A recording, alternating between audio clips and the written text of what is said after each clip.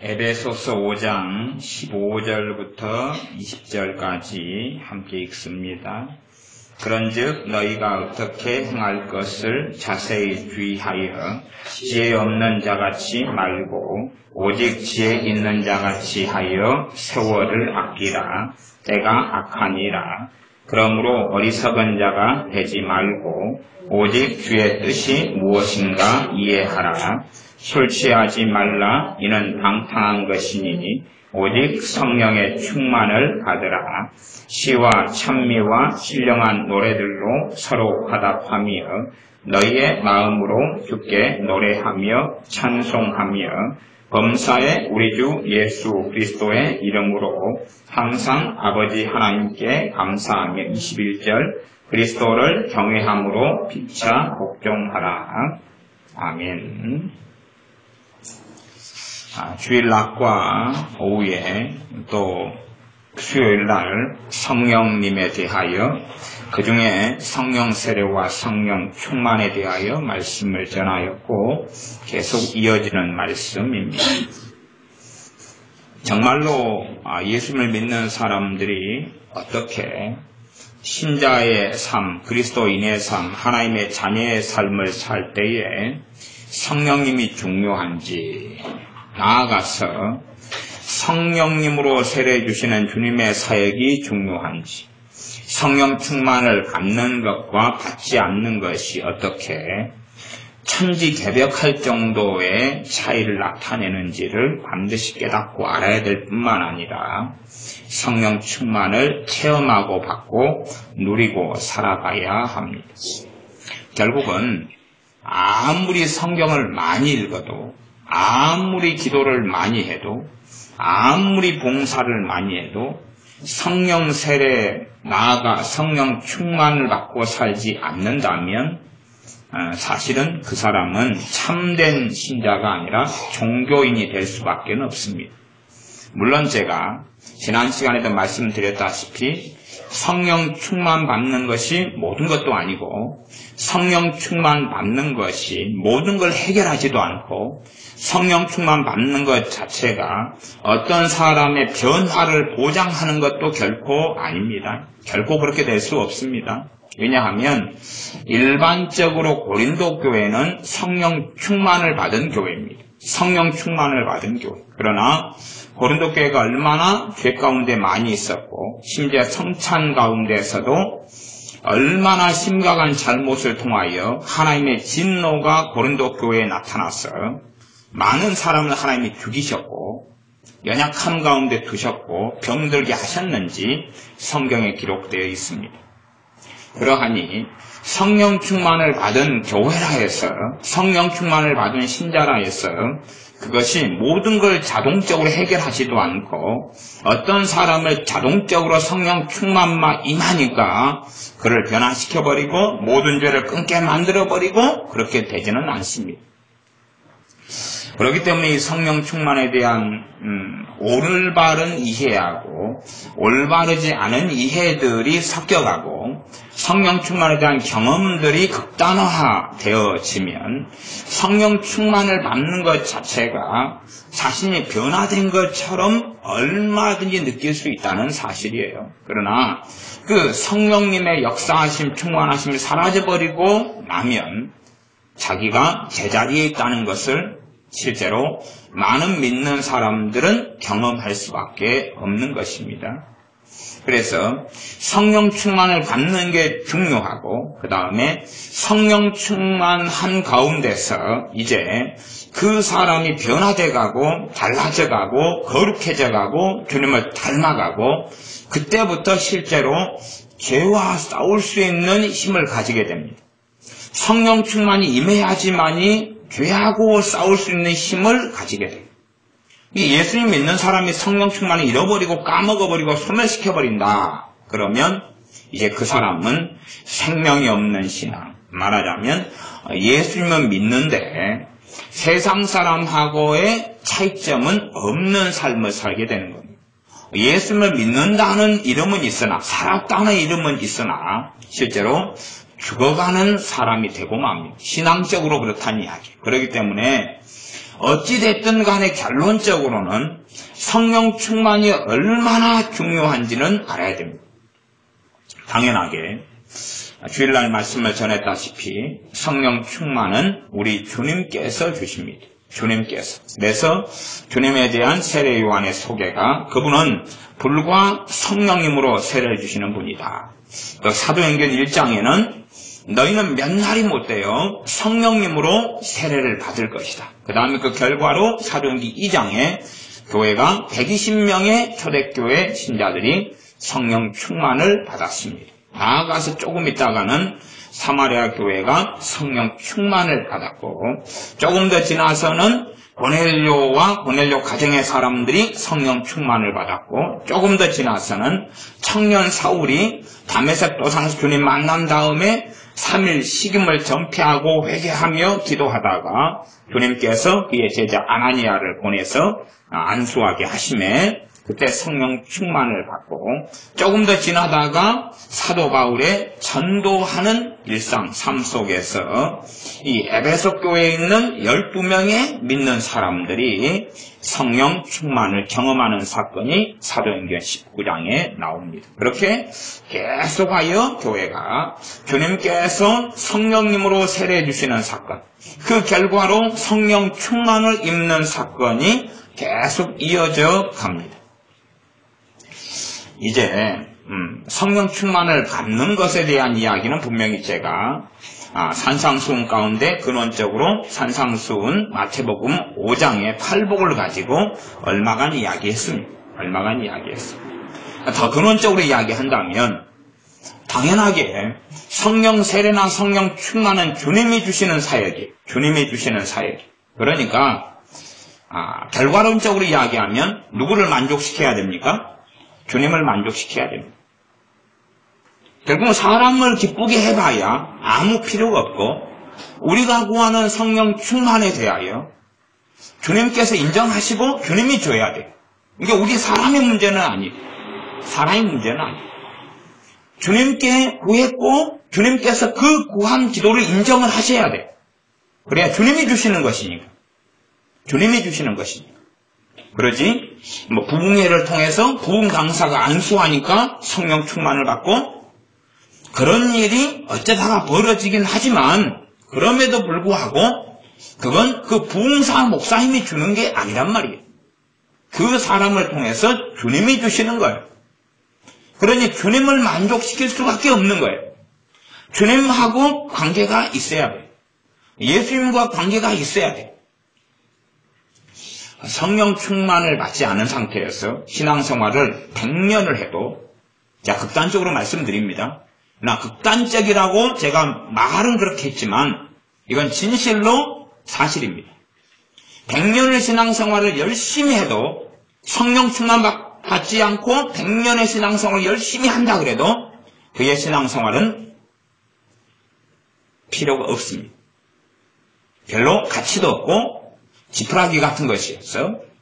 말하자면 밥을 하는데 지푸라기만 한 바지개로 100바지개를 가져옵니다. 지푸라기. 100바지개면 얼마나 많지 않습니까? 그걸로 이제 불을 떼가지고 밥을 한다고 생각해 보세요. 100바지개 그거 아무것도 아닙니다. 뒤말이 없고 매갈이 없어서 그냥 활활 타버리고 맙니다. 금방금방 타버리고 말아요. 밥을 제대로 할런지 모르겠어요. 그 밥하는 곳이 가마솥이라면 정말로 100바지개 정도의 지게 위에 바지개를 얹어서 짐을 실지요? 그렇게 된다 해도 과연 밥을 할 수 있을까? 그것 이상으로 성령 충만을 받지 않고 신앙생활을 한다는 것은 그 신앙생활이 별로 가치가 없고 무용지물에 불과합니다. 그래서 이제 현 시대에 참 지금 시대에 살아가는 장년이든 노년이든 또 젊은 친구들이든 어쨌든 간에 정말로 많은 신앙생활이 처음에는 예수님을 영접했지만 그의 신앙생활이 화석화되고 종교화되고 예수님 없는 삶을 사는 게 너무 쉬운 것은 성령 충만을 받지 못하기 때문에 그렇습니다. 성령 충만을 받지 못하기 때문에 성령 충만을 사실은 받을 때부터 더 근원적으로 이야기하면 성령 세례를 받을 때부터 실제로 예수님과의 관계가 객관적인 관계가 아니라 주관적인 관계가 되기 시작합니다. 주관적인 관계. 다시 말하면 1대1로 서로 안다하는 관계 속에 들어가는 문이 열리는 거예요. 주님과 함께 친밀한 신앙의 여정, 서로 안다, 내가 주님을 안다 하는 신앙의 길을 걸어갈 수 있게 되어집니다. 물론 성령님의 충만하심에 다 사라지고 말면 또한 그것도 다 없어져 버리고 맙니다. 다 없어져 버리고 말아요. 그래서 성령 충만의 중요성에 대해서는 반드시 깨닫고 인식하고 있어야 됩니다. 그리고 그건 당연히 아무리 공부를 많이 한다 해서 성령 충만을 얻지는 못합니다. 아무리 성경을 많이 공부한다 해도 성령 충만을 얻지 못하고 모르죠. 기도는 많이 하면 성령 충만을 받기가 쉬울 겁니다. 기도는 많이 하면. 바르고 올바른 기도로 주님을 기쁘시게 하면 성령 충만을 받을 수 있을 겁니다. 물론 성경 읽는 것도 정말로 주님을 기쁘시게 하기 위하여 주님의 말씀대로 살기 위하여 하나님 앞에서 주님 앞에서 성경을 읽는 사람이라면 성경 읽다가 성령 충만을 받을 수 있을 겁니다. 기도도 사람을 만족해 하거나 자기를 만족해 하는 기도가 아니라 주님을 만족해 하는 주님이 받으시는 기도를 하는 사람은 기도하다가 기도 응답만이 아니라 성령 충만을 받게 될 것입니다. 그러니까 성령 충만을 받을 수 있는 것은 그 아무도 대신해 줄 수 없는 겁니다. 아무도 대신해 줄 수 없는 거고 결국은 내 소원, 내 기도, 내 간구, 내 원함이 주님께 상달돼야 됩니다. 그건 근원적인 이야기입니다. 주님께 내 기도, 내 간구, 내 소원이 상달되지 않으면 성령 충만을 받지 못하고 그 사람의 신앙의 여정과 생활은 별 볼 일 없어집니다. 별 볼 일 없어져요. 열심히 헌금 내고 열심히 주일날 예배드리고 열심히 살아간다 할지라도 하나님 앞에서 열매는 거두지를 못한다 하는 이야기입니다. 그렇기 때문에 이 성령님의 역사하심, 성령님의 충만케 하심, 성령님의 도우심 이것은 믿는 신자에게는 가장 근원적인 이야기가 되는 것입니다. 그렇기 때문에 오죽하면 주님께서도 주님의 사도들을 포함한 제자들에게 그들이 사도들 같은 경우는 귀신을 쫓아내고 병을 고치고 심지어 죽은 자를 살려내는 권능까지도 주님께 받았지만은 그럼에도 불구하고 너희는 이 성에 유하라 그리고 아버지의 약속하신 성령님을 기다리라 라고 말씀하는 겁니다.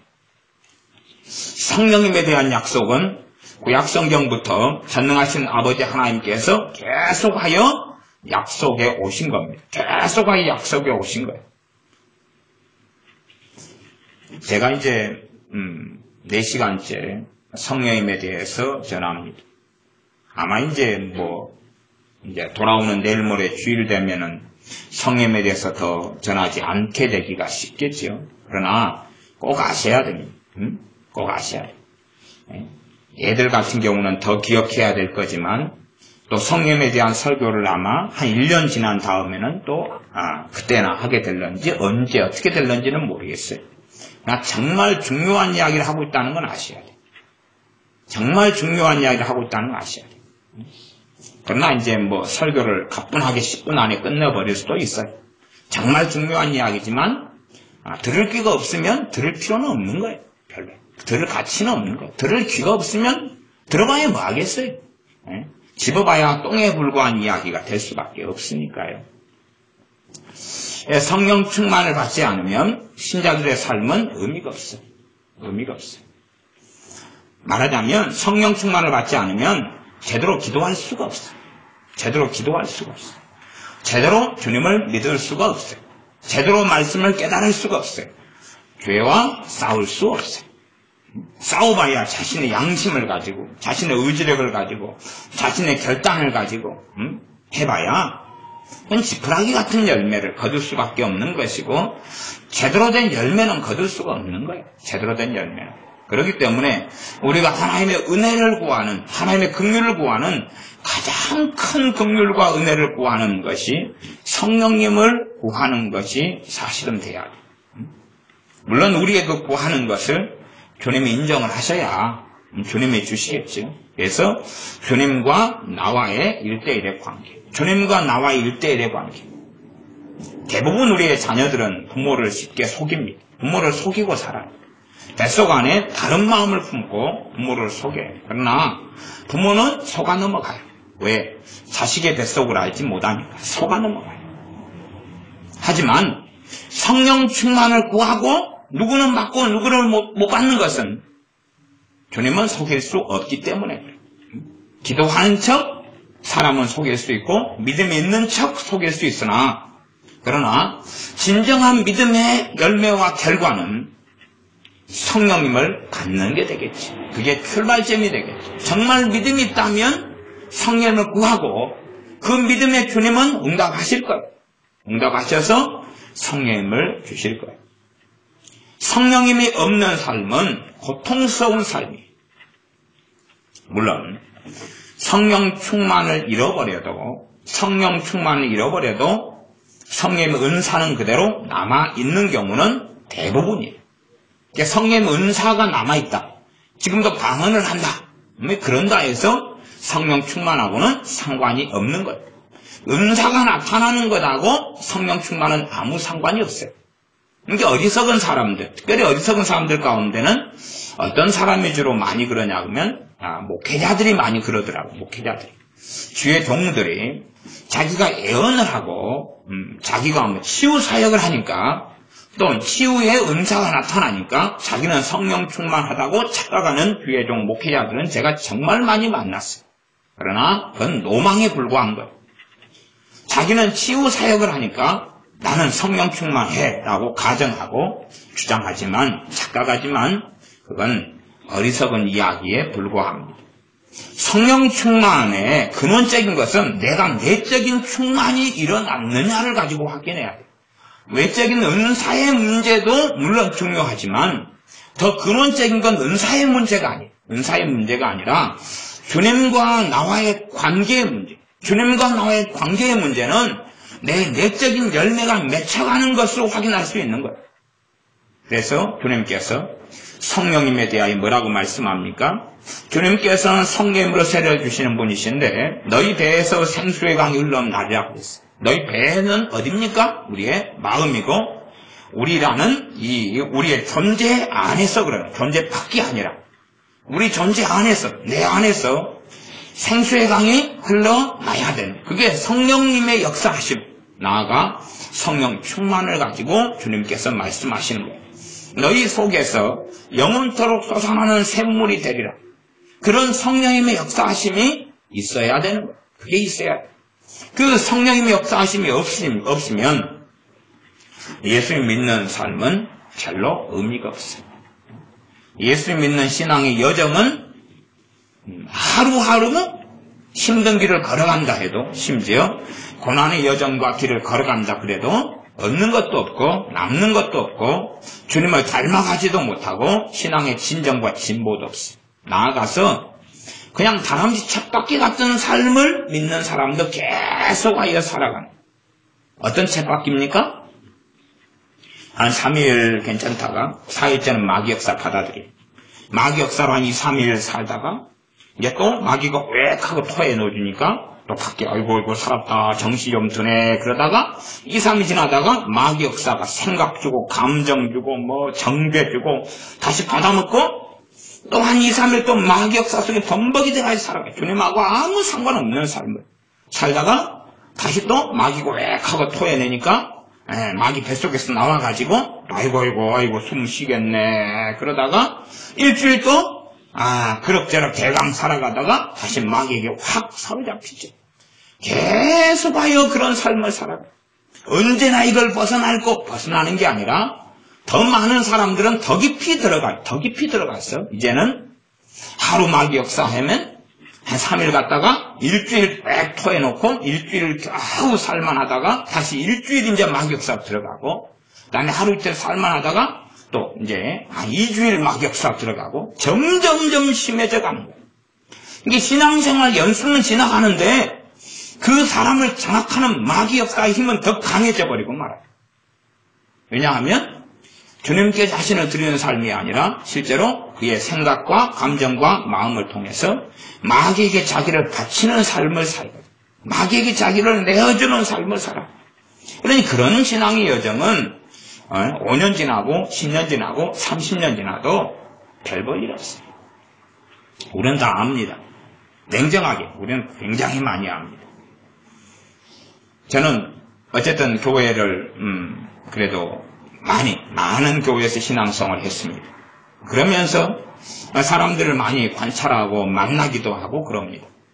근데 어떤 것에 대한 공통점이 있냐 그러면 나이 든 사람들 가운데 깨어있는 사람이 없더라는 것이. 나이 든 신앙생활 하는 사람들 가운데 깨어있는 사람을 보는 것은 극소수라는 사실. 그러면 나이 든 사람은 몇 년 예수님 믿었냐? 20년, 30년, 50년, 10년, 20년, 30년, 40년, 50년. 그런데 이제 성령 충만? 그런 뭔지 몰라요. 과거에 매여 살고 오직 근심, 병듦, 아픔, 은혜 없음, 주님에 대한 기쁨 없음, 소망 없음, 어찌어찌 되겠지. 주님을 위하여 사명을 감당하고 주님을 기쁘시게 하다가 인생을 마치는 게 아니라 죽을 날만 기다리고 있는 거예요. 이제 죽을 날만. 더 나이가 드신 분들은 죽을 날만 기다리고 있고 주님에 대한 열정도 뜨거움도 없어요. 제가 지금 이건 평균적인 이야기를 했으니까 여러분도 그 평균에서는 별로 벗어나지 못할 것이고 저도 그 평균치에서는 별로 유감스럽게 벗어나지 못할 것입니다. 한국교회 평균적인 이야기니까 평균적인 이야기. 말하자면 100명에 1명 나이 들어서 깨어있는 사람, 주님과 더 뜨겁고 은혜가 넘치고 감사가 넘치고 주님과 동행하고 이런 사람을 100명에 하나도 찾기가 어려웠다는 사실. 100명에 하나. 물론 100에 몇 명은 기도생활하는 사람도 있습니다만 그 기도도 믿음 가운데서가 아니라 근심, 염려, 불안, 낙심, 좌절 속에서 넋두리처럼 하는 혼참 망상에 젖어서 하는 넋두리에 불과하더라 그 말이고 결국은 여러분도 그 길을 걸어가실 거예요. 물론 저도 그 길을 걸어가기 쉽습니다. 다 그렇더라고요. 다 그래요. 물론 그래도 조금 나은 사람은 젊었을 때라도 성령 충만받고 은혜 받고 그렇게 해서 좀 살아나가면 그걸 좀 늦출 수 있겠죠. 당팍해져가고 은혜가 사라져가고 기쁨이 사라져가고 주님과 함께 사는 즐거움을 잊혀져가고 그래서 노망으로 벽에 똥칠하는 것으로 벽에 똥칠은 안 해도 정말로 주님에 대한 신실함도 없고 주님을 신뢰하는 것도 없고 주님을 사랑하는 것도 없고 그냥 종교적인 삶으로 인생을 마감하고 살아가는 사람들. 나이 드신 분들, 신앙이 연수 오래된 사람들을 보니까 대다수가 그렇더라고. 대다수가. 생각외로 그냥 깨어있는 사람을 찾는 것은 너무나 어렵더라는 것이. 너무나 어렵더라. 너무나 어려워. 그러하니 여러분의 시간이 그냥 연수가 더하면 주님의 더 은혜 속에 들겠거니 그러나 연수가 더하면 더 비참해질 거고 연수가 더하면 주님하고 더 상관이 없어질 거고 믿음은 사라져버릴 거고 은혜는 사라져버릴 겁니다. 그냥 그저 그렇게 정신을 못 차리고 살아간다면 동일하게 걷는 그 길을 우리는 다 걸어가고 말 것이에요.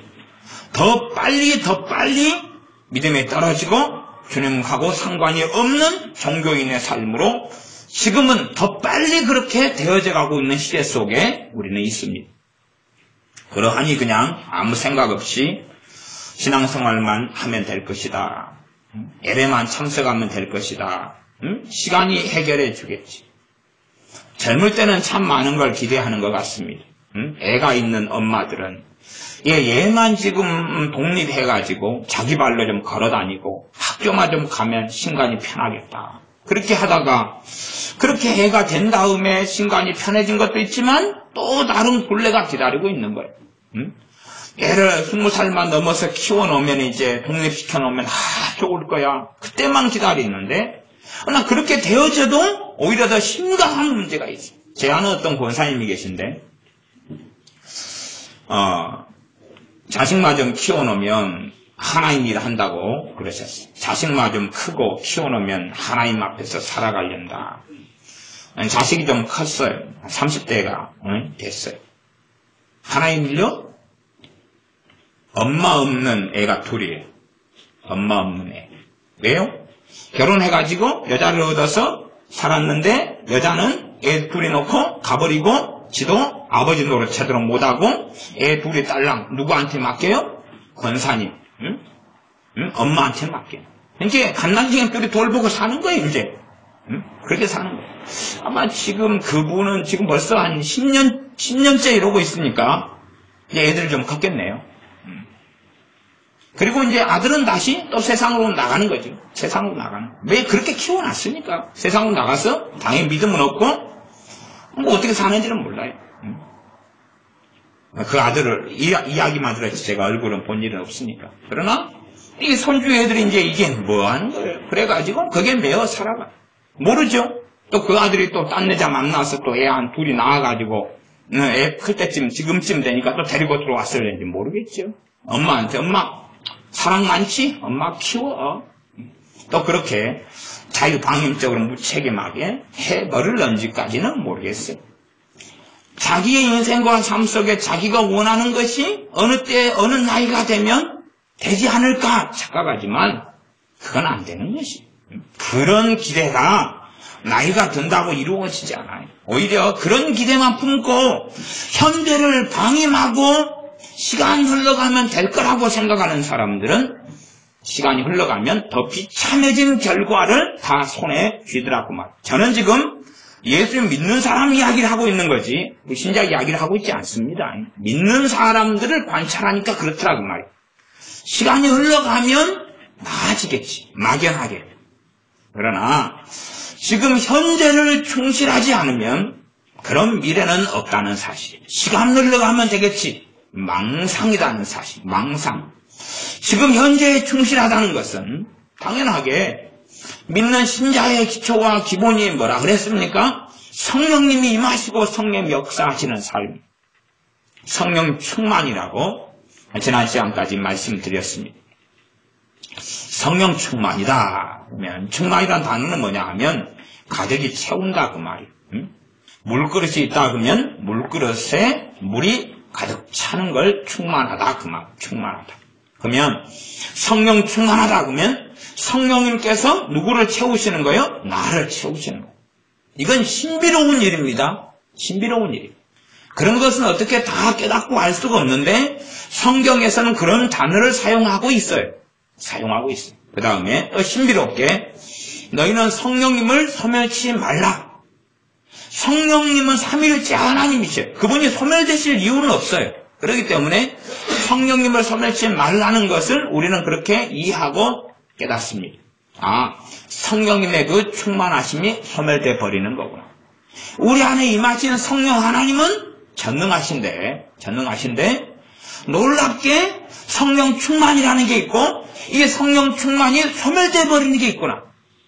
그러면 성령님은 전능하셔도 우리가 성령 충만이라는 게 소멸돼 버리면 성령의 역사가 있다고요? 없다고요? 없다. 다시 말하면 성령님은 전능하시지만 성령님이 역사하시지 않는다는 사실. 성령 충만한 것만큼 성령님은 내게 역사하실 거고 내가 성령 충만하지 않으면 성령님은 내게 역사하시지 않아.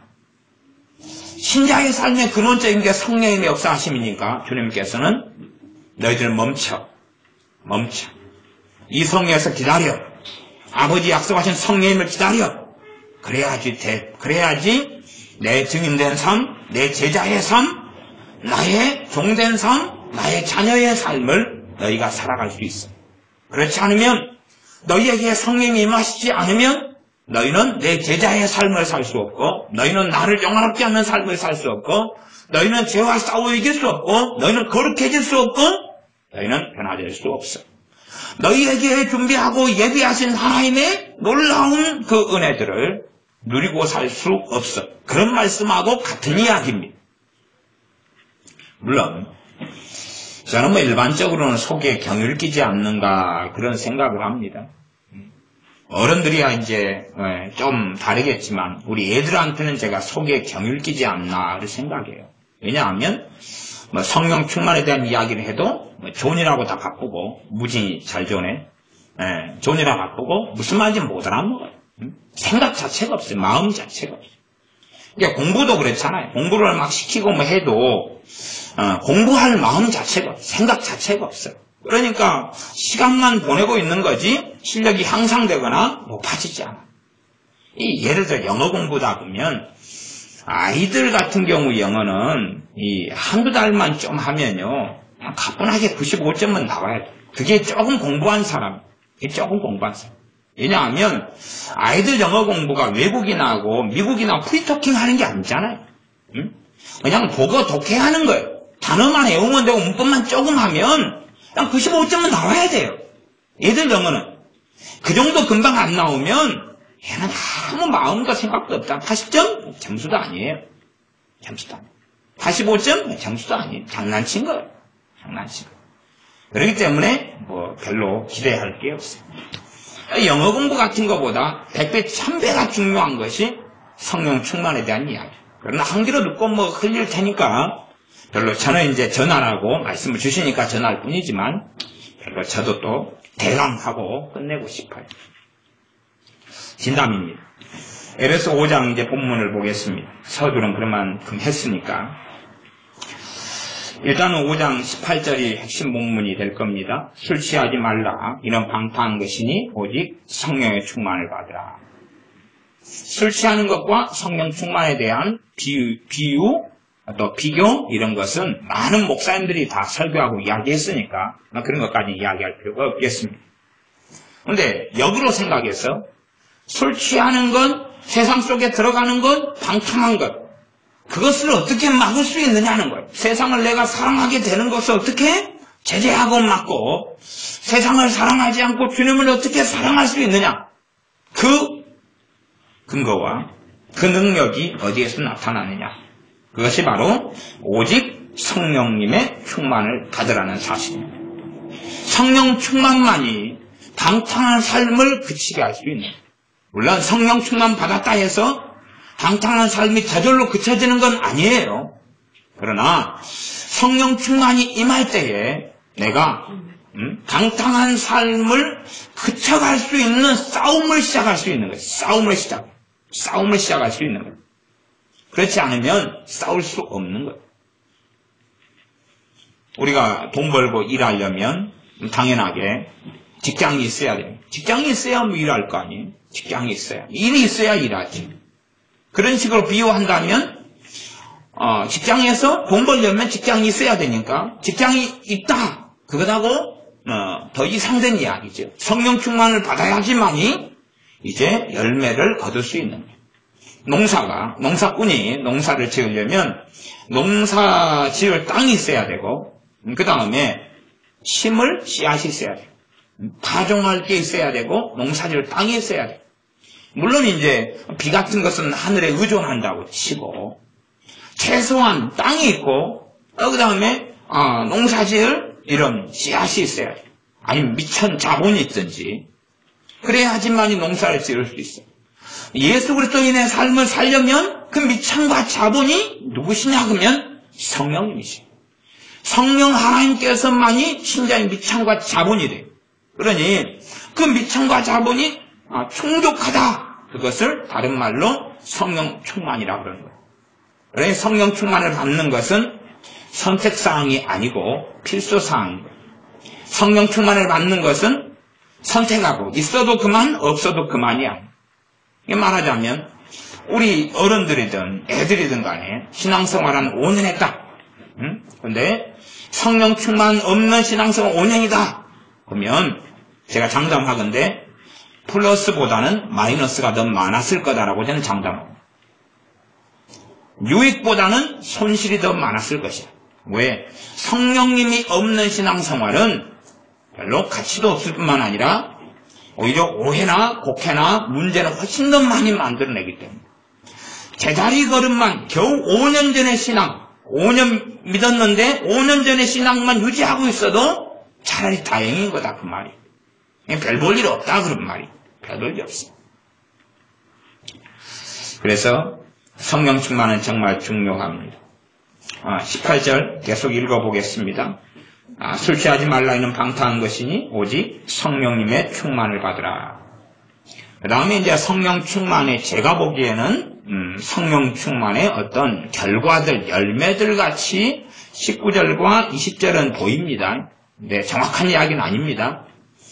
시와 찬미와 신령한 노래들로 서로 화답하며 성령 충만을 받아야지만이 시가 나오고 시가 뭘로 되어 있습니까? 시편시지요? 그런 것처럼 참 신령한 노래들이 나오고 진정한 찬미가 나올 수 있다. 저는 그렇게 보여집니다. 그 성령 충만이 없으면 환경 따라가겠지요. 환경이 힘들면 누가 감사가 나옵니까? 누가 찬미가 누가 나옵니까? 환경이 어려우면 감사가 나오려고 해도 억지로 감사를 쥐어 짜내도 몇 마디 하다가 끝나는 거예요. 그래서 성령 충만을 받을 때에만이 참된 이런 19절 같은 20절 같은 열매가 맺힌다. 이렇게 저는 경험적으로 봅니다만은 또 다른 해석들도 가능할 겁니다. 시와 찬미와 신령한 노래들로 서로 화답하며 너희의 마음으로 주께 노래하며 찬송하며 너희의 마음으로 주께 노래하며 찬송해라.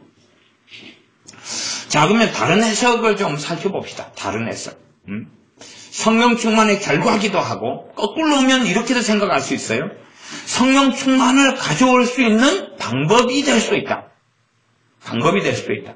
제가 어제 서두에 성령 충만을 주시는 분은 주님이시고 주님의 마음을 만족해야지만이 당연히 받는 거예요.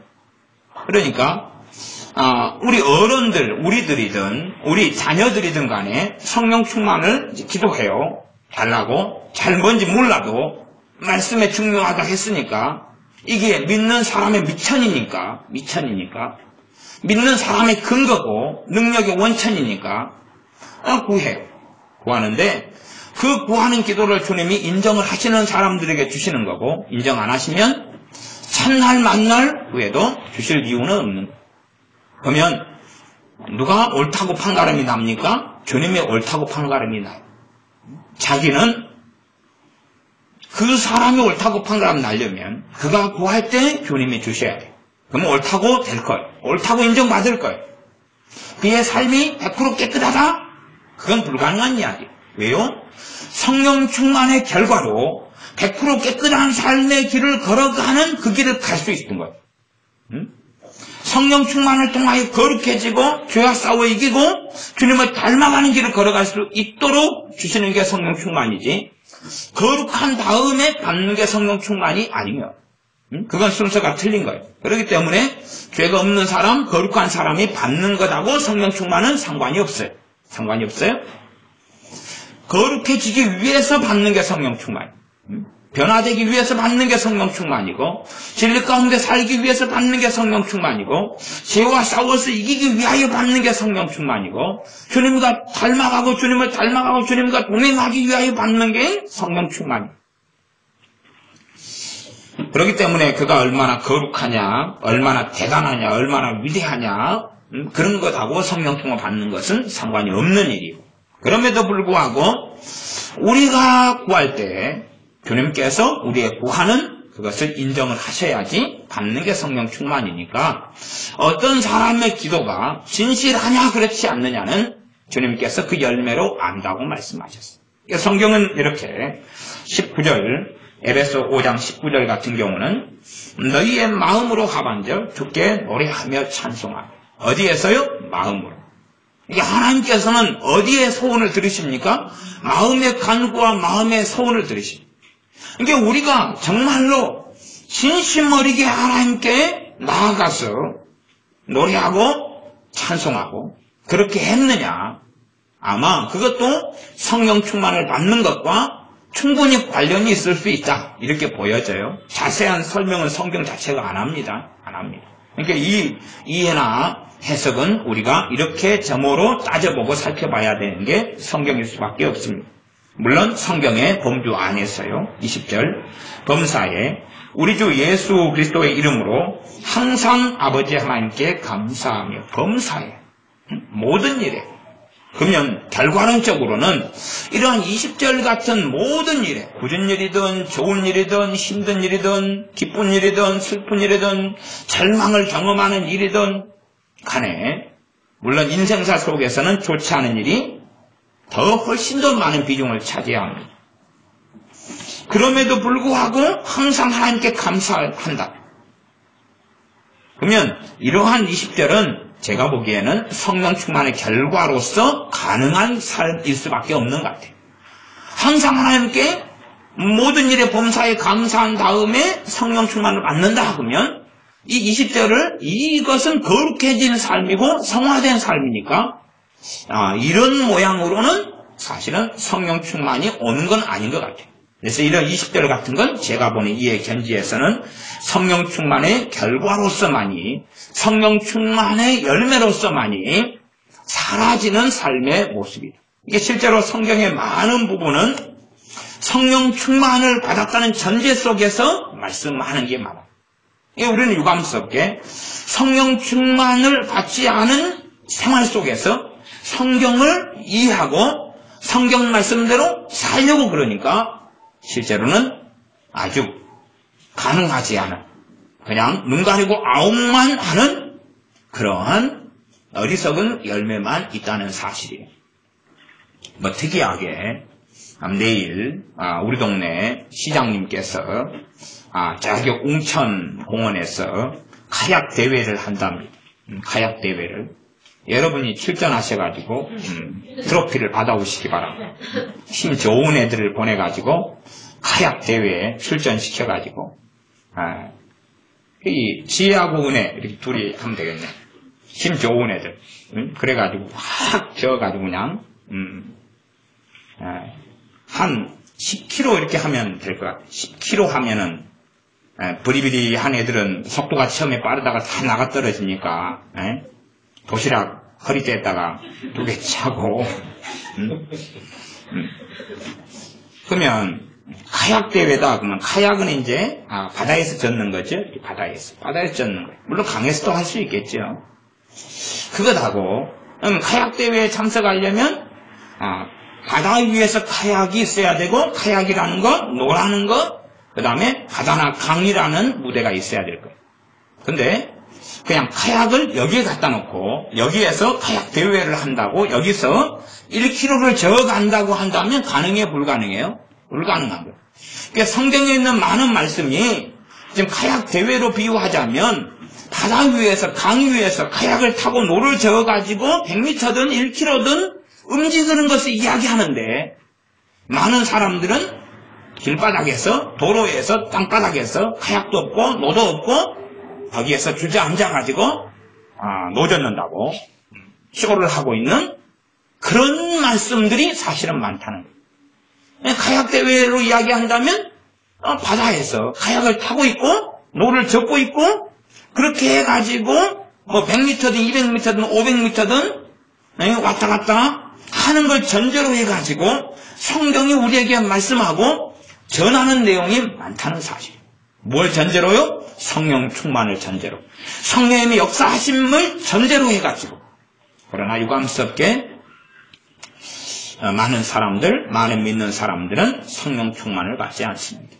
성령 충만을 구하지도 않고 구하여도 진심으로 마음에서 원하여서 구하지 않습니다. 진심으로 원하지 않습니다. 사도 바울 된 과거에는 청년 사울이었던 이가 식음을 전폐하고 회개하며 기도한 후에 이제는 그가 예수님의 제자로 예수님의 사람으로 하나님의 사람으로 살아가기 시작합니다. 그 삶의 길을 걸으려니까 주님께서는 반드시 성령 충만을 받아야 된다고 주님은 말씀하셨습니다. 누구에게요? 그의 제자 아나니아에게 나타나서 가서 내가 이 청년 사울을 써야 되겠다. 내가 써야 되니까 내가 시키는 일을 위해서는 그에게 성령 충만이 필요하다. 너가 가서 성령 충만의 통로가 되라. 너가 가서 안수하여 성령 충만을 받도록 해라. 그렇게 말씀하셔요. 물론 그래서 사람이 성령 충만을 받는 통로가 되지만 그건 주님이 주셔야 되는 거지 사람이 성령을 주거나 받거나 할 수가 없는 거예요. 과거에 마술사 시므온 같은 이는 돈을 주고 성령이 임하고 주고받고 하는 걸 자기 마음대로 좌지우지하려 했으나 그것은 저주받을 일이 되어져서 하나님의 진노 속에 들어갔던 일이 되었습니다. 일단은 이제 성령에 대한 것이 에베소서 같으면 에베소 1장부터 6장까지 계속하여 나옵니다.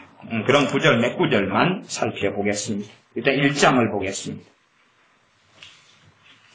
에베소서 1장입니다. 1장 17절을 보겠습니다. 1장 17절 17절부터가 사도 바울이 에베소 교회를 한 기도가 나옵니다. 16절 마지막 절에는 내가 기도할 때에 너희를 말하노라 그러면서 성령님의 감동과 역사하심을 따라서 에베소 교회를 위하여 기도를 하는 내용이 17절부터 나왔는데 어떤 기도인가? 17절만 보겠습니다. 우리 주 예수 그리스도의 하나님 영광의 아버지께서 지혜와 계시의 영을 너희에게 주사. 영입니다. 영. 과거의 개혁성경은 정신 그랬는데 이건 영입니다. 영. 지혜와 계시의 영은 성령님을 이야기합니다. 지혜와 계시의 영을 너희에게 주사 하나님을 알게 하시고. 자, 그러면 일단 근원적으로 그렇게 생각하셔야 됩니다. 지혜와 계시의 영은 지혜와 계시의 성령님입니다. 성령님. 그래서 신명기 같은 경우에 마지막 장에는 성령님에 대하여 지혜의 신이다 이렇게 말씀하고 또 더 다양한 것은 구약에 많이 있습니다. 그러면 에베소 교회는 12명이 성령 충만을 받는 데서 시작한 교회 12명이 성령 충만을 받은 데서 시작한 교회고 나아가서 성령 충만을 많이 경험한 교회는 신학적으로는 그렇게 말할 수 있을 거예요. 지혜와 계시의 영을 성령님을 너희에게 주사. 어이구 사도 바울님 우리 다 받았는데요. 저는 15년 전에 성령님이 임하셨어요. 15년 전에 저는 성령 충만 받았거든요. 저는 20년 전에 방언 받고 그러면서 성령 충만 받았거든요. 저는 3년 전에 받았거든요. 그러니 사도 바울님은 기도는 잘못된 것 같아요. 왜? 지혜와 계시의 성령님을 주사라고 이야기하는데 받았는데요, 우리는. 그렇게 주장할 수 있다는 사실. 그걸 사도 바울이 모르냐 그 말이. 하나님이 그걸 모르냐 그 말이. 하나님께서 그렇게 사도 바울로 하여금 기도하게 하시는 거예요. 어리석은 많은 사람들은 성령님을 제한하려고 해요. 성령을 제한하려고. 그러나 성령님은 전능하신 삼위의 하나님 되시고 제한될 수 없는 분이에요. 나아가서 분명히 아마 대다수의 에베소 교회 신자들은 왜? 누가 세운 교회입니까? 사도 바울이 세운 교회니까 성령 세례나 성령 충만이 얼마나 중요한지를 사도 바울은 알았을 거고 당시의 에베소 교회의 대다수는 아마 성령 세례와 충만은 받았을 거라 그렇게 우리는 추측할 수가 있습니다. 그러면 이런 문제를 이야기할 필요가 없게끔 보인다 그 말이에요. 하나 근원적인 건 그런 이야기라고 저는 보여져요. 성령 충만으로 시작했던 에베소 교회나 그러나 대다수의 신자들은 성령 충만을 많이 까먹었을 것이다. 그러니 성령 충만을 받으라고 5장 18절에 말씀하지 않습니까? 성령 충만한 교회면 받으라고 이야기할 필요가 있어요? 없어요? 없어요. 초대교회에 속해 있는 이방인의 초대교회의 흐름 속에 있는 에베소 교회지만 성령 충만하고는 받았으나 많은 사람이 잃어버렸고 까먹었다. 그러니까 기도를 그렇게 하는 것입니다. 하나님 영광의 아버지께서 지혜와 계시의 영을 너희에게 주사. 그럼 여기서는 성령님을 누가 주신다고 말씀합니까? 아버지 하나님께서.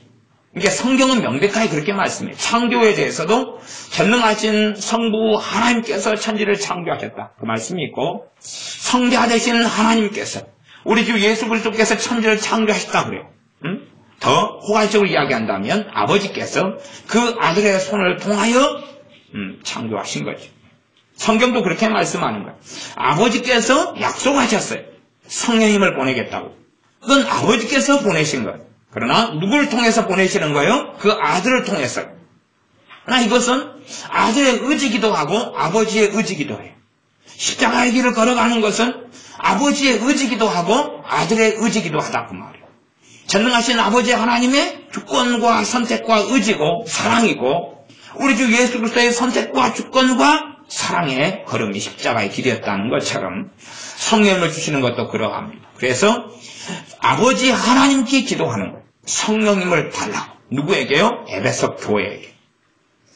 그런 의미에서 아무리 성령 세례를 받고 성령 충만을 받고 경험한 교회라도 끊임없이 성령을 구해야 한다는 것을 에베소서 1장 17절을 통해서 정확하게 알 수 있는 거예요. 성령을 구해야 한다는 거예요. 그 다음에 성령의 특성이 여기서는 지혜의 영, 계시의 영. 지혜의 영, 계시의 영. 그 결과가 뭐냐? 17절 하반절에 이 성령님을 통해서 하나님을 알게 된다는 이야기. 성령님의 역사가 아니면 하나님을 알게 될 수 없다는 사실이에요. 그냥 약간의 믿음을 가지고 예수님을 영접하는 어떤 사건을 가지고 하나님 알 수 있느냐? 알 수 없어요. 알 수 없어요. 조금의 그냥 믿음만 좀 있다가 말하자면 목욕탕에 가서 샤워를 하든지 때를 물에 불려서 벗기든지 해야 되는데 한쪽 발만 살짝 담그고 나오는 것처럼 그런 것 가지고 목욕을 했다고 말할 수 있느냐? 그럴 수 없다는 사실이죠. 그것처럼 성령님께서 임하시고 성령님을 너희에게 주사 성령님이 임하시고 아버지께서 성령님을 지금 주시는 걸로 나옵니다. 주시는 걸로 나와. 물론 다 틀린 건 아닙니다. 요즘의 시대나 교회나 어떤 집회나 세미나는 어떤 식의 기도를 많이 하냐 그러면 성령님이 임하시옵소서, 성령님이 임하시옵소서 그런 걸 합니다. 저도 그런 기도를 합니다. 그러니까 그런 것이 무조건 틀렸다 그런 이야기는 아닙니다. 그러나 최대한 우리는 성경적으로 가야지 더 바르고 맞게 될 것입니다. 성경은 이 에베소서 1장 17절은 성령님 임하시옵소서 하는 게 아니라 아버지 하나님 성령님을 주시옵소서 하는 것입니다.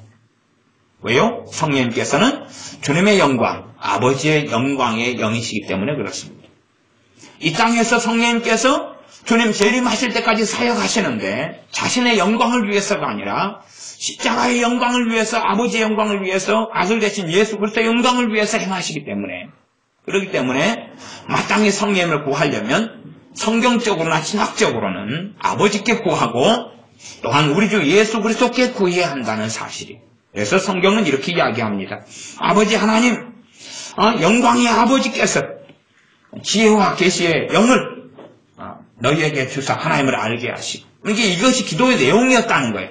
그러니까 에베소 교인들에게 아버지 하나님, 영광의 아버지시여, 예수 그리스도의 아버지시여, 지혜와 계시의 영인 성령님을 부어주시옵소서. 그렇게 기도했다는 사실. 그리고 에베소 신자들 가운데 그 기도를 받을 만한 사람은 그 기도를 받았겠지. 그 기도는 사람을 돕는 거다 그랬어요. 중보기도는 돕는 거지 기도 자체가 역사하는 게 아니에요. 말하자면 밥을 할 때 필요한 게 많이 있어요. 쌀도 필요하고 솥단지도 필요하고 그다음에 가스레인지나 불도 필요해요. 그러면 이것이 맞아떨어져야지 밥을 하는 거예요. 가스불만 있어야 밥할 수 있어요? 없어요? 없지. 그것처럼 기도는 그런 것이에요. 밥하는 거에서 이야기한다면 그냥 가스를 제공하고 불을 제공한다고도 볼 수 있어요. 그러면 나머지는 누가 준비해야 돼요? 쌀이든지 솥단지든지는 그 사람이 준비해야 돼요. 없는 사람은 그게 무용이에요. 무용. 기도가 무용인 거예요. 기도가 무용인 거예요. 그래서 주님께서 어느 성에 너희가 복음을 전하러 들어가거든 어느 집에 유하여라. 그리고 그 집이 평안하기를 구하고 기도해라. 빌라. 그 집이, 그 사람이 평안을 받을 만한 사람이면 그 평안이 너에게 임할 것이고 받지 못한 사람이면 너희에게 돌아올 것이다. 기도가 어찌 돼요? 돌아오고 말지요. 돌아오고 말아. 그것이 성경적인 원리지 주님께서 예외를 말씀하신 게 아니에요. 그렇기 때문에 우리가 누구를 위해 중보기도 하면 그 사람이 기도를 받을 만한 그릇이 돼야지만이 그 기도는 역사하는 거예요. 근데 어리석은 사람들은 그렇게 생각하지 않고 무조건 기도만 하면 그 기도가 역사할 거다. 기도는 제가 돕는 거라고 성경적으로 계속하여 말씀드려왔어요. 망상 속에 젖어 들어가면 참으로 심각한 일이 벌어집니다. 그래서 기도합니다. 에베소 교회에게 아버지 하나님께서 지혜와 계시 영의 성령님을 부어달라고 기도하는 것입니다. 이 성령님이 임하신 결과로 하나님을 알게 하시고 예수님을 믿은 사람들이고요.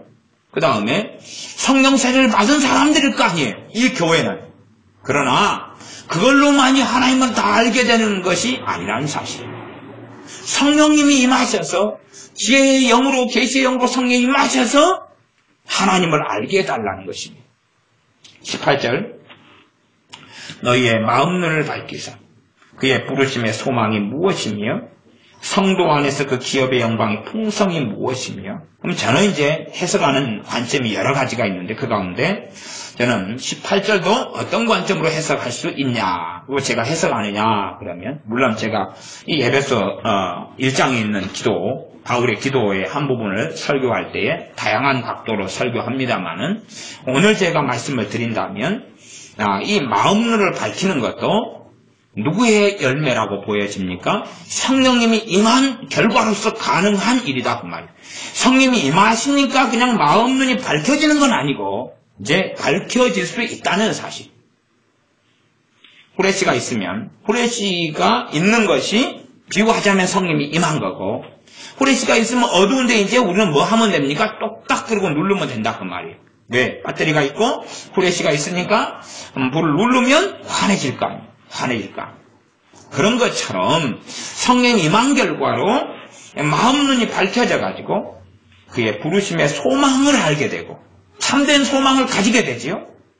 그 다음에 성도 안에서 그 기업의 풍성이 무엇인지 나아가서 이제 능력이 얼마나 놀라운지 등등등 그렇게 알게 된다는 사실입니다.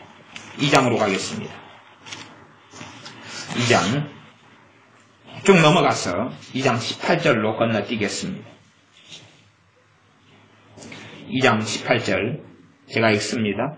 이는 저로 말미암아 우리 둘이 한 성령님 안에서 아버지께 나아감을 얻게 하려 하심이라.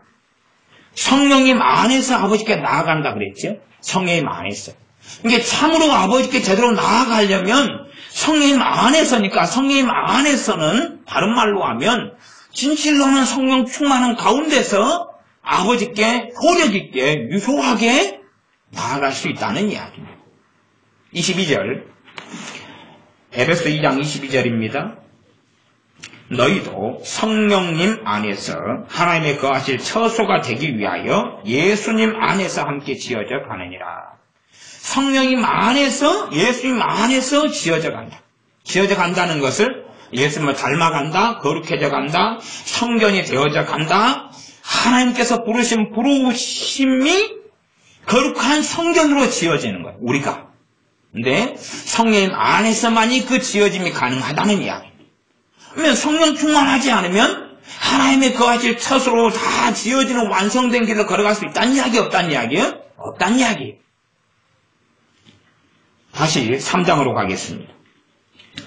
쭉 건너뛰고 3장에 있는 바울의 기도 그것을 보겠습니다.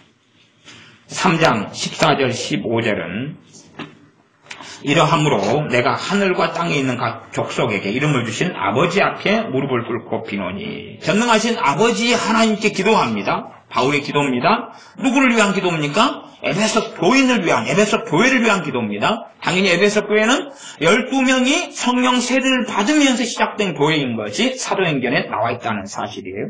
또 얼마나 사도 바울이 에베소에 머물면서 말씀을 오랫동안 깊이 있게 가르쳤는지도 사실은 얼마간 성경에 기록되어 있습니다. 16절 무릎을 꿇고 비는 첫 번째 것이 뭐냐? 그 영광의 풍성을 따라 그의 성령님으로 말미암아 너희 속사람을 능력으로 강건하게 하옵시고.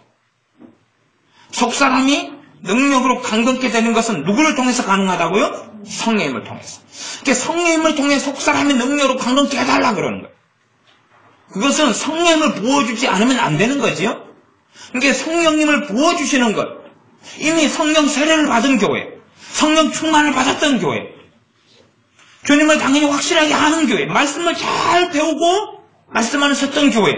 그러나 끊임없이 성령님은 그 교회 또한 임하셔야 한다는 사실이고 각 신자들에게 임하셔야 하는 것. 그래서 제가 논증하는 것. 유감스럽게 많은 교회는, 많은 믿는 사람은, 유감스럽게 많은 주의 종들은 에베소서를 정확히, 물론 에베소서만이 아니라 많은 성경들이겠지만 이 성령님이 임하셔야 한다는 놀라운 사실을, 그 심각성을 잘 이해하지 못하는 것 같아요. 신자들도 잘 이해하지 못하고 지금 한국교회 신자들의 열매가 지금 한국교회 목회자들이에요. 그렇죠? 아니, 한국교회는 이제 몇 세대의 교회입니다. 3세대, 4세대 교회예요. 지금 목회자들은 그 3세대, 4세대의 열매란 말이에요. 열매지. 목회자를 탓하고 이야기할 문제가 아니고, 말하자면 신앙생활을 좀 한 사람들은 그 사람들의 열매가 지금 목회자들이에요. 그 사람들의 열매가. 이제 신앙생활을 한 20년 했다 그러면 목회자들 만나보면 20년이 안 된 사람이 많아요. 그럼 우리 열매지. 우리가 선배니까. 연수가 되면. 우리가 30년이다 그러면 목회자들 30년 안 된 사람이 많아요. 어떤 목회자들 만나면 7년 믿었다. 7년 믿어가지고 지금 목사님인 거예요. 그러니까 별거 없는 거예요. 우리 열매인 거예요. 한국교회 열매지. 한국교회는 이제 당연하게 100년은 가뿐하게 넘은 교회니까 그렇습니다. 그래서 성령님이 계속 임하셔야 된다는 거 이해하지 못하고, 나 예수님 영접하고 믿었어. 믿으니까 나는 성령세례 받았어. 성령님이 임하신 거야. 끝. 게임 끝. 더 이상 성령님이 임하시고 역사하실 필요 없어. 신학적으로 이론적으로 성령이 임하셨어. 끝. 참 이 에베소서는요 몇 장 안 됩니다. 6장짜리. 그 다음에 설교자들이 에베소서는 천만이 설교하는 본문에 속합니다. 그러나 성경은 지금 제가 성령님에 대한 이야기만 지금 몇 구절 보고 있어요. 근데 그런 이야기 아니잖아요. 단순한 이야기가 아니잖아요. 성령님을 단순하게 재단할 수가 없는 거예요. 그분은 삼위의 하나님 되셔요. 단순하게 재단할 수 없어요. 그러니까 간단한 이야기로 하면 아무리 성령 충만 받은 교회라도, 성령 충만 받은 신자라도 성령님이 임하셔야 한다는 사실, 또 임하셔야 한다는 사실, 또 아버지께서 성령을 부어주셔야 한다는 사실이에요. 성령 역사를 통해서만 16절 속사람이 능력으로 어떻게 돼요? 강건케 돼요. 그럼 속사람이 능력으로 강건케 되지 않으면 무슨 일이 벌어지냐? 뻔하지요. 제가 마음으로 생각으로 역사는 마귀 역사. 막 싸우려고 아무리 해봐야 무능력한데 무능력한데 어떻게 싸워? 능력이 없는데 어떻게 싸워? 손방망이로 어떻게 적을 죽일 수 있어요. 코와 입을 틀어 막아버리면 돼. 때려가지고는 못 잡고 질식사로 시켜버리는 거예요. 그러나 적군이 가만히 있냐 그 말이에요. 나 콧구멍 입 다 막아. 죽은 시체냐 그 말이에요. 그런 게 아니죠. 상대방은 칼을 들고 있고 총을 들고 있는데 나는 손방망이를 가지고 어떻게 싸우냐 그 말이에요. 탱크라도 몰고 가서 싸워야지 이길 수 있겠지요. 속사람을 강건케 하게 되는 열매는 누구를 통해 맺어갈 수 있냐 그러면 성령님을 통해서다 그 말이에요. 성령님을 그게 성경이 이렇게 이야기하는 거예요. 성경이 이렇게 이야기하기 때문에 사도 바울이 성령님을 통해서 속사람이 능력으로 강건케 되게 해달라고 에베소 교회를 위해 기도하는 거예요. 말하자면 에베소 교회가 성령 충만을 받은 교회이고 성령 세례를 받은 교회인데 그래도 속사람이 제대로 능력으로 강건케 됐다고요? 안 됐다고요? 안 됐다 그 말이에요. 충분하지 않다는 이야기. 충분하지 않다는 이야기. 예수님 믿는 사람들이 마음 약해서 그리고 살아가면 심각해. 마음 약해서 마귀만 조금 역사하면 상태가 안 좋아지고 맛이 가버리고 마귀가 좀 역사하면 헬렐레해지고 그러면 이 심각한 거예요. 심각한 거. 다시 넘어가겠습니다. 쭉 넘어가서 4장 3절 평안에 매는 줄로 성령님의 하나 되게 하신 것을 힘써 지키라. 하나는 누가 만들어 주시는 거예요? 성령님이. 성령님이 하나를 만들어 주시는 거예요. 그러면 성령님이 하나로 만들어 주려면 성령님을 받고 성령님이 임하시고 성령님이 충만케 하셔야지만 하나로 만들어지는 거예요. 그렇지 않으면 하나로 안 만들어져요. 부부도 아무리 한 몸이라도 두 사람 다에게 성령 충만이 임해야지만 두 사람이 하나가 될 수 있는 거예요. 왜? 성령님이 하나 만들어 주시려면 두 사람 다에게 임해야 되는 거예요. 그러니까 아무리 가까운 부부라 해도 두 사람 다 성령 충만을 받아가지고 그 길을 걷지 않으면 진정한 하나는 없는 거예요. 육체적인 하나는 존재하고 아니 법적인 하나는 존재하지만 주님 안에서 하나는 없는 거예요. 본질적으로 성령님께서 믿는 신자들을 그리스도 안에서 하나로 만드셨으나 실제적으로 하나 되게 하시는 사역을 또한 성령님께서 행하시는데 성령님께서 사람을 차지하시고 주관하시고 충만케 하지 아니하시면 그건 일어날 수 없는 일이다 그 말이지요. 4절 에베소서 4장 4절 몸이 하나이요 성령님이 하나이니 이와 같이 너희가 부르심이 한 소망 안에서 부르심을 입었느니라. 몸이 하나다. 몸이 하나단 말은 참된 교회는 하나다 그 말이에요. 참된 교회. 참된 교회는 하나다. 그 참된 교회의 머리는 주님이시고 그러니 우리도 그 교회라는 몸의 지체다 그 말이에요. 나아가서 성령님이 한 분이다. 이게 저 사람 안에 저 집사님 안에 거하시는 성령님이든 내 안에 거하는 성령님이든 저기 아프리카에 믿는 사람 안에 거하는 성령님이든 간에 다른 성령님이 역사하시는 게 아니라 신비롭고 이해할 수 없는데 한 분 성령님이시다는 사실. 그건 얼마나 이해 안 되는 신비로운 일이에요.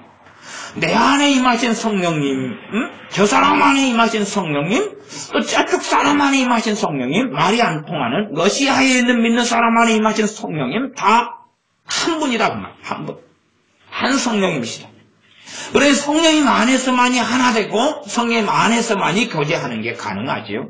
그래서 축도할 때 성령님의 교통하심이 이야기. 성령님을 통해서 교통을 해요. 교통은 뭡니까? 서로 코이노니아. 사귀고 만나고 마음을 나누는 게 가능하다는 이야기죠. 한 몸에 대한 이야기를 좀 많이 합니다. 물론 WCC가 이야기하는 정신 나가는 소리에 대한 이야기는 아닙니다. 신앙의 일치를 이야기하는데 믿음의 일치를 이야기하는데 성경을 벗어난 WCC의 일치는 미친 소리일 뿐이다는 사실입니다. 자, 그럼 에베소 4장 22절부터 읽습니다. 너희는 유혹의 욕심을 따라 썩어져가는 구습을 좇는 옛사람을 벗어버리고 오직 심령으로 새롭게 되어 하나님을 따라 의와 진리의 거룩함으로 지으심을 받은 새 사람을 입으라. 새 사람에 대한 이야기는 성경에 두 가지를 이야기합니다. 첫째는 당연하게 예수님 안에 있을 때 보라 새 것이 되었도다. 예수님을 믿을 때에 중생하고 거듭나서 새 사람이 되었어. 그 새 사람 하나. 역설적이게도 그럼에도 불구하고 우리는 새 사람이 아니라는 사실. 분명히 새 사람이면서 새 사람이 아니라는 것. 우리는 의인이면서 또한 동시에 죄인이라고 성경은 이야기해요. 이 역설성. 구원파 같은 경우는 의인이다 끝. 죄인이라고 인정하는 사람은 구원받지 못한 사람이다. 성경은 절대 그렇게 말씀하지 않아요. 동일하게 두 개를 계속하게 같이 이야기합니다. 당신들은 의롭게 되었다. 예수님 안에서 의롭게 되었다. 의인이다. 그러면서 너희들은 죄인이다. 두 가지를 계속 말씀해요. 이게 신비고 신앙의 역설이에요. 이런 것을 이해해야지만이 좀 성경을 안다. 그렇게 말할 수 있습니다. 마찬가지예요. 너희는 새 사람이다. 그 진리 가운데 우리는 반드시 뿌리를 내려야 돼요. 이건 복음이고 복된 소식이기 때문에 그래요. 거기에 뿌리를 내려야 돼요. 그러면서 또 우리는 새 사람이 아니고 아직도 옛사람 가운데 있는 부분이 많아서 하나님 말씀의 명령은 뭐냐 그러면 새 사람을 입으라라는 명령이 우리에게 떨어져 있다는 사실. 그리고 우리는 새 사람을 계속하여 입어가야 된다는 사실. 새 사람이고 우리 안에 끊임없이 옛사람의 부분이 많고 옛사람은 벗어버리고 새 사람을 입어야 된다고 성경은 이야기해요. 그러면 유혹의 욕심을 따라 썩어져가는 구습, 옛날 습관, 옛날 관습을 쫓는 옛사람을 벗어버리는 것이 어떻게 가능하냐? 성령을 통해서만 가능한 것. 성령의 능력, 성령의 도우심만을 통해서만 가능한. 그러니 이건 성령 충만을 받는 사람들만이 이루어갈 수 있는 길이다 그 말이에요. 제가 아까 충만이라는 단어를 그릇이 있다, 물그릇이 있다, 물에 가득 채워지는 걸 충만이라고 했어요. 그러면 물이 채워졌다가 어떻게도 가능하겠어요? 누가 한 모금 마시면 줄어들고 한 모금 마시면 또 줄어들겠지요. 또 줄어들 거예요.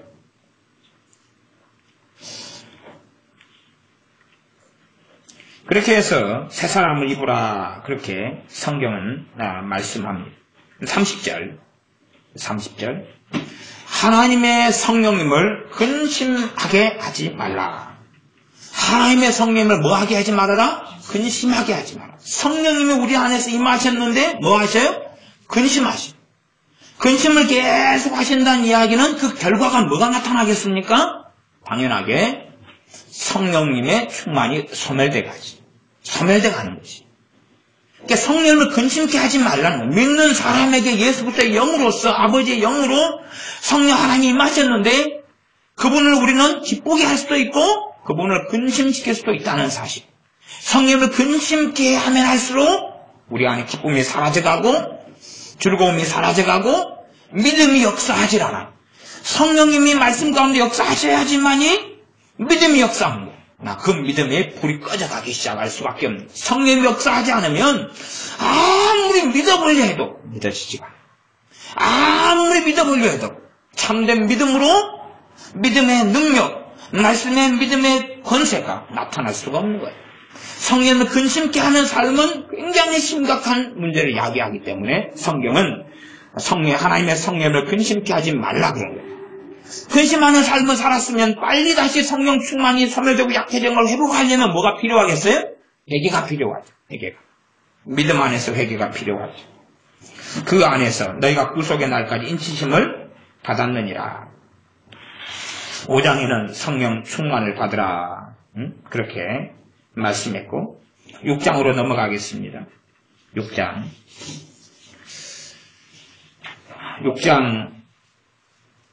17절 하나님의 전신갑주 가운데 무기가 되는 이야기 17절 구원의 투구와 성령님의 검 곧 하나님의 말씀을 가지라. 성령님의 검이 하나님의 말씀입니다.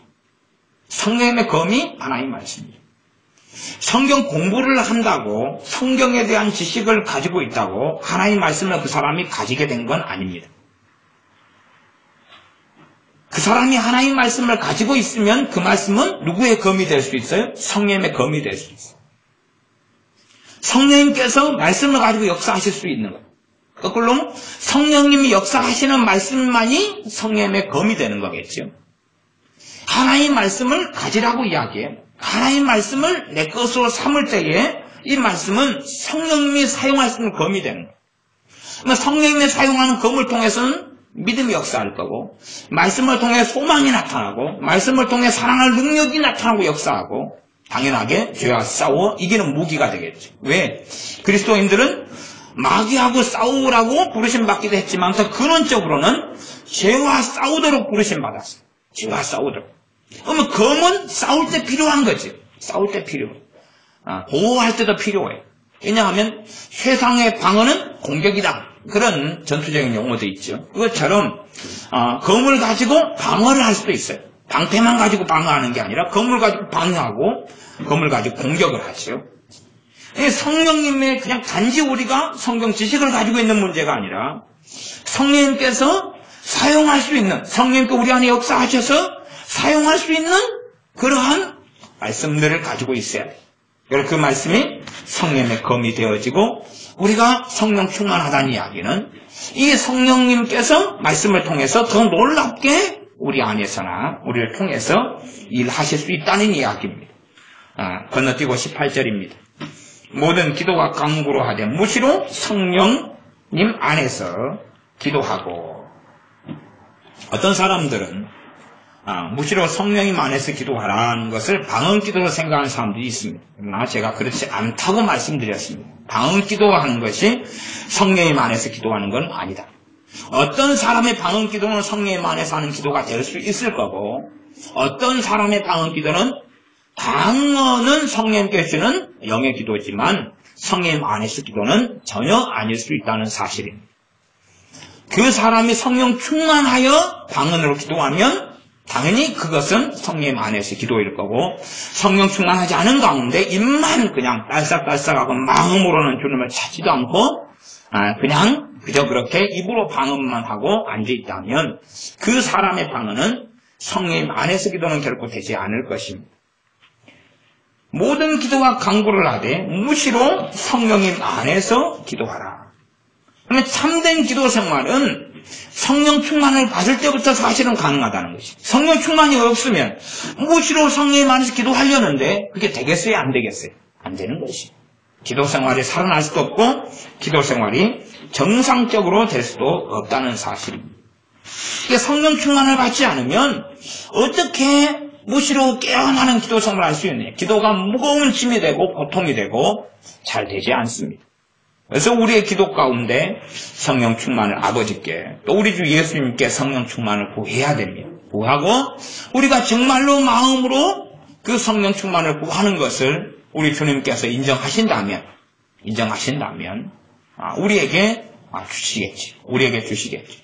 모든 사람은 모든 믿는 신자에게 하나님의 뜻은 뭐냐 하면 성령 충만을 받는 것이 하나님의 뜻입니다. 그러나 하나님의 뜻은 그냥 이루어지는 게 아니에요. 그냥 이루어지는 게 아니에요. 모든 믿는 신자가 에녹처럼 모세처럼 사도 바울 같은 신앙을 가지는 게 하나님의 뜻일 거예요.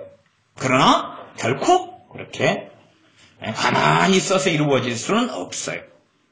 이 성경 말씀 66권을 믿고 깨닫고 알고 말씀대로 사는 것이 하나님의 뜻이에요. 주님과 동행하는 게 하나님의 뜻이에요. 그러나 그 뜻이 이루어져요? 안 이루어져요? 안 이루어지죠. 극소수에게만 이루어지는 거예요. 성령 충만 받는 건 하나님의 뜻이에요. 하나님의 뜻이에요. 그러나 그 뜻대로 구한다 해서 응답받는 건 아니에요. 어리석은 사람들은 하나님의 뜻만 알아맞히면 다 받을 걸로 착각하지만 결코 그렇지 않아요. 우리가 구하는 마음의 진심이, 마음의 소원이 하나님을 감동시켜야 돼요.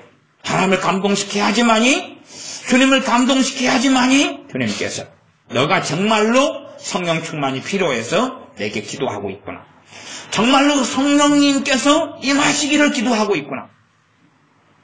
우리가 과거에 성령 세례를 받은 사람이든지 충만을 받은 사람이든지 아니면 지금 충만한 사람이든지 간에 상관없이 그럼에도 불구하고 에베소 교회처럼 다시금 성령님이 또한 임하셔야 되는 교회인 건 진리다 그 말입니다. 우리의 구하는 것을 주님이 인정하셔서 정말로 너가 내 능력이 아니면 살 수 없음을 인정하고 알고 있구나. 정말로 내 능력을 통해서만이 내 앞에 바르게 사는 것이 가능하다는 것을 너가 깨닫고 있구나. 알고 깨닫고 진심으로 나아가는 사람들에게 성령 충만을 주실 것입니다. 기도하겠습니다. 오직 성령 충만을 받으라 말씀하셨사오매 우리가 성령 충만을 구하며 엎드립니다. 구하는 우리에게 성령 충만을 주시며 성령님이 임하게 하여 주셔서 우리 주님께 한량없이 성령님께서 임하셔서 주님의 십자가의 길이 가능하셨던 것처럼 우리에게도 성령님을 부으셔서 주님 앞에 거하여 진리 안에 말씀 안에 살며 주님께서 아버지께서 거하실 처소로 지어져 가게 하여 주시옵소서. 예수님의 이름으로 기도하옵나이다. 아멘. 기도하겠습니다.